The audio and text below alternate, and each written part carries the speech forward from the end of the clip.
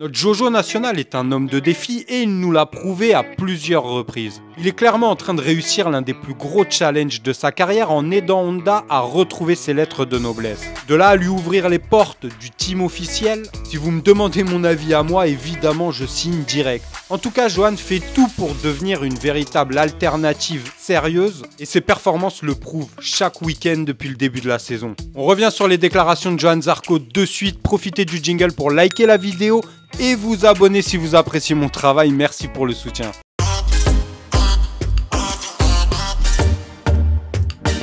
Qui pourrait remettre en question le choix de Johan aujourd'hui alors que à l'époque, ça semblait pas si évident que ça de quitter Pramac et la meilleure moto de la grille pour aller s'enterrer dans un projet. Alors Honda, on parle d'une marque, d'un constructeur très prestigieux, un constructeur qui a une expérience immense du championnat MotoGP, qui est le constructeur le plus capé, le plus victorieux en termes de statistiques, donc c'est pas rien. Mais au moment où Johan Zarco quitte Ducati pour aller chez Honda, c'est très compliqué de se mettre à sa place et c'est pas évident du tout de voir comment il va pouvoir arriver à aider Honda, même si on connaît tout le talent de Johan, on connaît surtout son expertise, son analyse, toujours très réfléchi, toujours très mûri, précis et pertinent. Donc de ce côté-là, on se faisait pas de soucis.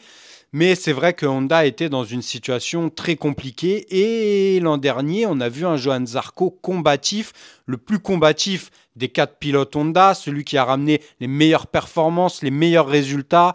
Et ça paye cette année, il continue à cravacher. Il est celui qui a tiré Honda vers le haut. D'ailleurs, on le voit, il n'y a pas que lui qui arrive à faire de meilleures performances cette saison. Tous les pilotes Honda ont progressé et ça c'est aussi en partie au gros travail de Johan Zarco dès la saison dernière. On a beaucoup parlé d'une éventuelle arrivée de Johan Zarco dans le team officiel. D'ailleurs, si vous vous souvenez bien à l'époque où Marc Marquez quitte Honda, Johan Zarco lui vient d'accepter le challenge pour rejoindre le sympathique Lucio Cecchinello chez Honda dans le team LCR Satellite.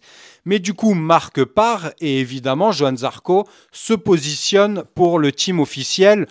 Honda n'a pas vraiment sourcillé, Honda est resté dans sa stratégie de base et n'a pas vraiment ouvert les portes à Johan pour le team officiel. Alors que quand on regarde son expérience et ses performances, il n'y aurait rien eu de bizarre à faire venir un Johan dans le team officiel. D'ailleurs, actuellement encore, il est meilleur que les 2 pilotes officiels, donc il y aurait tout à fait sa place. Il n'y a pas que dans le MotoGP où Johan Zarco a réussi à flatter les Japonais, à s'adapter à leur mentalité. Il a également participé aux 6 heures de Suzuka et qu'il a remporté avec ses 2 coéquipiers. Donc forcément, les Japonais apprécient l'état d'esprit de Johan Zarco, le respect qu'il leur porte. Et forcément, ils sont touchés par la façon dont Johan Zarco s'implique à leur côté. Ses performances sont de plus en plus solides, de plus en plus impressionnantes avec cette machine, qui, il faut le rappeler, il y a quelques mois, avait vraiment du mal à performer.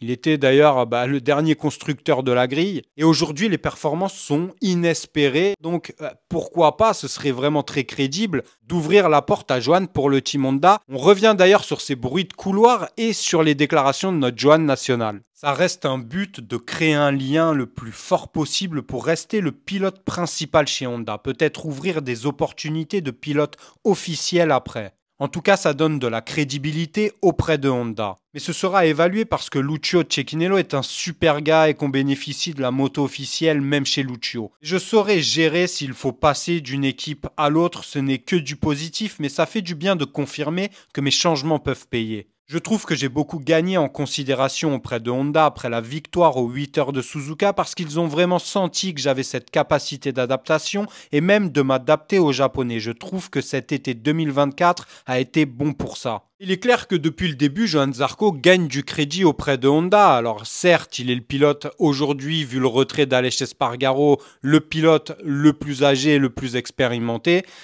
Mais il n'y a pas que ça, c'est que Johan est toujours aussi performant, il fait des choses incroyables. Oui, il n'a plus 25 ans, mais croyez-moi, il ne ferait pas tâche, bien au contraire, dans le team Honda officiel. Et si je peux lui apporter ma voix, je lui apporte de toutes mes forces. Donc si vous voulez pas que je vous parasite les Japonais, prenez Johan Zarco dans le team Honda, sinon vous allez m'avoir sur le dos. Bon, en même temps, je suis pas tellement sûr que ce soit la meilleure façon de les convaincre, de les menacer.